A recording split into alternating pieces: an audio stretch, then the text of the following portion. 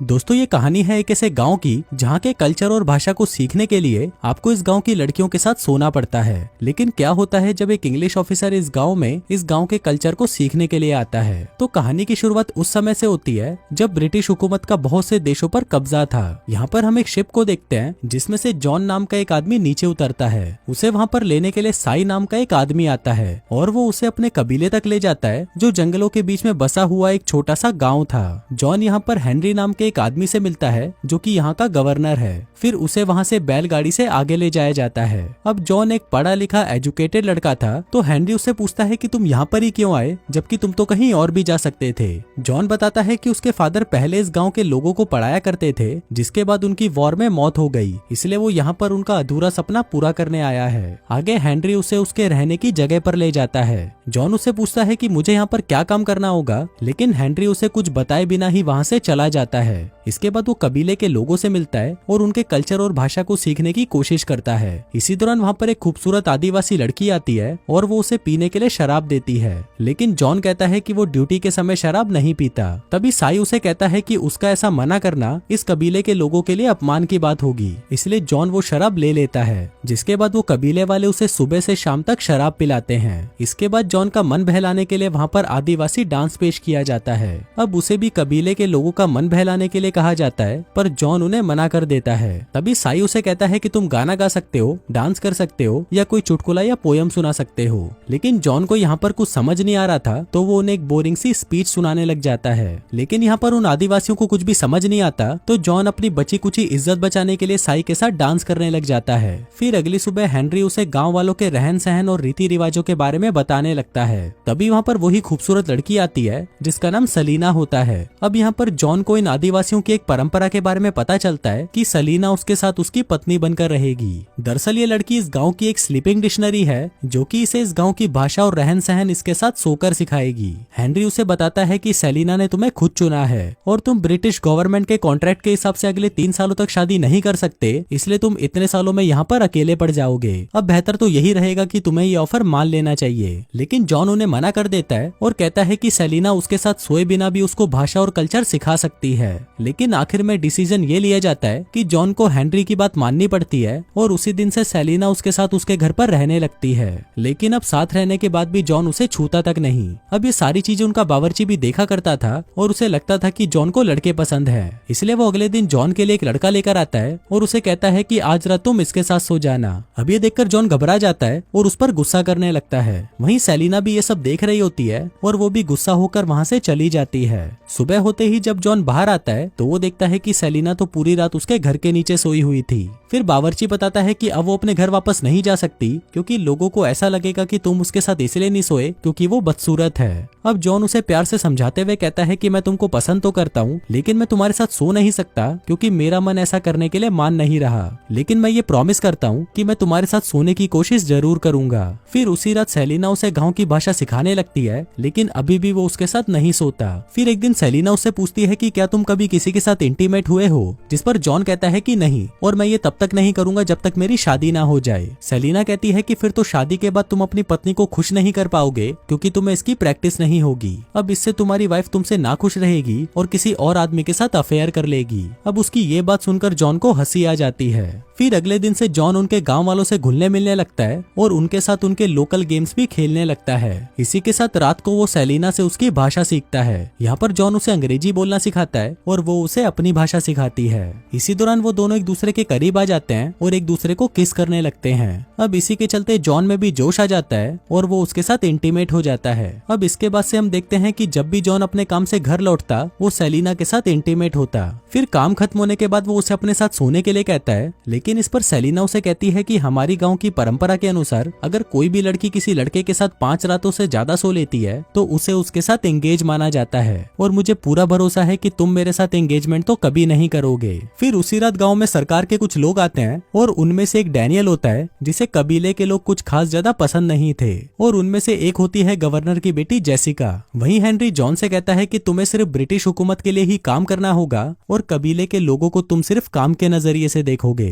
फिर अगले दिन जेसिका जॉन के साथ गांव जाती है, जहां पर वो देखती है कि जॉन कबीले के लोगों से काफी घुल मिल गया है और उनसे उन्हीं की भाषा में बात कर रहा है। अब जेसिका पूरा टाइम जॉन के साथ ही रहती है, जिस वजह से सेलिना को जेसिका बिल्कुल भी पसंद नहीं आती। फिर एक दिन उनके गांव में कुछ बीमार लोग आते हैं और उनके वहां पर पहुंचते ही उनकी मौत हो जाती है। फिर इन लोगों के शरीर की जांच करने पर उनको पता चलता है कि दूसरे कबीले में महामारी फैलने से इनकी मौत हो गई है। फिर रात को जॉन सेलिना से अपने बिहेवियर के लिए माफी मांगता है। वो कहता है कि हम दोनों के बीच में कुछ तो स्पेशल है, जिस पर सेलिना उसे कहती है कि हम सिर्फ इंटीमेट होते हैं और इसके अलावा हमारे बीच में कुछ भी नहीं है। जिसके बाद वो अपनी टांगे खोलकर वहां पर बैठ जाती है और उसे कहती है कि तुम्हें जो करना है कर लो, क्योंकि तुम इसके अलावा और कुछ कर भी नहीं सकते। अभी सुनकर जॉन को गुस्सा आ जाता है और वो वहां से चला जाता है। फिर अगले दिन कुछ लोग दूसरे गांव की तरफ निकल जाते हैं, जहां पहुंचकर वो देखते हैं कि चारों तरफ लाशें बिखरी हुई हैं। अब जॉन ये सब कुछ देखकर समझ जाता है कि ये कोई महामारी नहीं है, पर तभी उन पर कोई गोली से फायर करता है। अब साई और जॉन उसका पीछा करते हुए एक जगह पर पहुंचते हैं, जहां पर वो देखते हैं कि कुछ व्हाइट लोग यहाँ पर चांदी की माइनिंग कर रहे थे।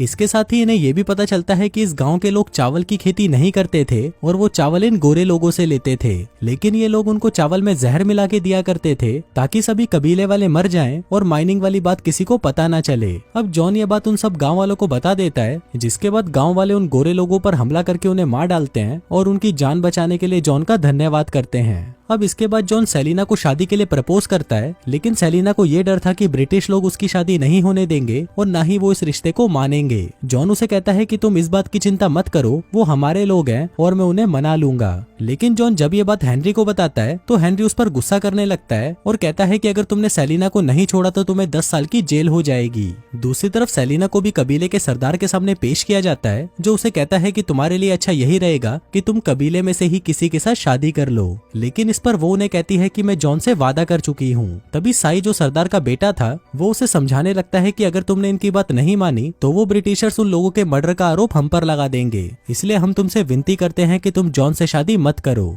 वहीं जॉन भी सेलिना को ढूंढता हुआ वहां पर पहुंच जाता है और देखता है कि उन्होंने उसे जेल में कैद कर दिया है। इसके बाद जॉन को वापस लंदन भेज दिया जाता है, जहां पर उसे ना चाहते हुए भी गवर्नर की बेटी जेसिका से शादी करनी पड़ती है। लेकिन हम देखते हैं कि जॉन इस शादी से बिल्कुल भी खुश नहीं था। अब ऐसे ही कुछ साल बीत जाते हैं और जॉन जेसिका को लेकर अपना अधूरा काम पूरा करने के लिए एक बार फिर से उस गाँव में पहुंच जाता है। फिर रात को जब वो सभी मूवी देख रहे थे तभी जेसिका ये नोटिस करती है कि जॉन का ध्यान मूवी पर ना होकर सेलिना को वहाँ पर ढूंढने में लगा है। फिर रात को जेसिका जॉन से सेलिना के बारे में बात करती है, जिस पर वो उसे बताता है कि सेलिना मेरा पहला प्यार है और मैं उसे इतनी आसानी से भूल नहीं सकता। फिर अगले दिन जब जॉन डैनियल के घर पर जाता है तो वहाँ पर उसे पता चलता है कि डैनियल अपनी स्लीपिंग डिक्शनरी को मारता पीटता है। अब ये देखकर जॉन उसे झगड़ने लगता है और उस लड़की से कहता है कि अगर ये तुम्हें फिर से हाथ लगाए तो तुम इसकी शिकायत गवर्नर से कर देना।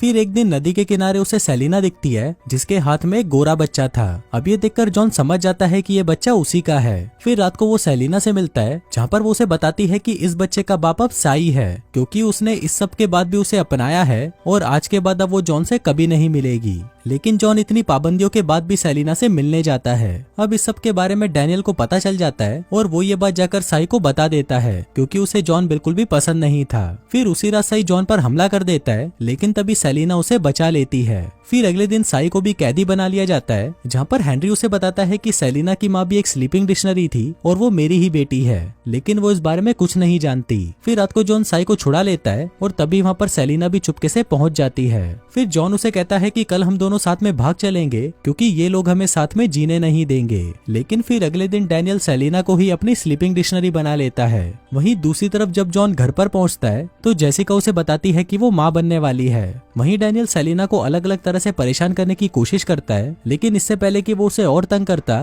तभी वहाँ पर बावर्ची आकर उसे बचा लेता है। वहीं दूसरी तरफ जेसिका को भी पता चल जाता है कि जॉन वहाँ से भागने वाला है। वो समझ चुकी थी कि जॉन सेलिना से प्यार करता है, इसलिए वो भी उसे परमिशन दे देती है कि तुम उसी के साथ ही खुश रहो। उधर बावर्ची सेलिना को लेकर फेरी तक पहुंचता है, लेकिन जॉन अभी तक वहां पर नहीं पहुंचा था। फिर कुछ देर बाद जब जॉन वहां पर आता है तो बावर्ची उसे बताता है कि सेलिना को लगा कि तुमने उसे फिर से धोखा दे दिया, इसलिए वो ये गांव छोड़कर दूसरे गांव चली गई। अब जॉन उसे ढूंढने निकल जाता है और अगले दिन उसे सेलिना मिल जाती है। अब इससे पहले कि वो वहां से आगे जाते, डैनियल दूसरे गाँव से भी वहां पर पहुंच जाता है और उन्हें बांध देता है। जिसके बाद वो सेलिना के साथ जबरदस्ती करने की कोशिश करता है। अब जॉन उसे बचाने लगता है लेकिन डैनियल उसे मारकर नीचे गिरा देता है। इसके बाद वो जॉन को जान से मारने ही वाला था कि तभी कहीं से जहरीले तीर आकर उस पर लगते हैं जो कि वहाँ के गांव वालों ने चलाए थे, और ये वही गांव वाले थे जिनकी जान कई सालों पहले जॉन और सेलिना ने बचाई थी। फिर फिल्म के लास्ट सीन में हम देखते हैं कि जॉन और सेलिना उसी गांव में रहने का फैसला कर लेते हैं, और दोस्तों इसी के साथ ही ये कहानी यहीं खत्म हो जाती है।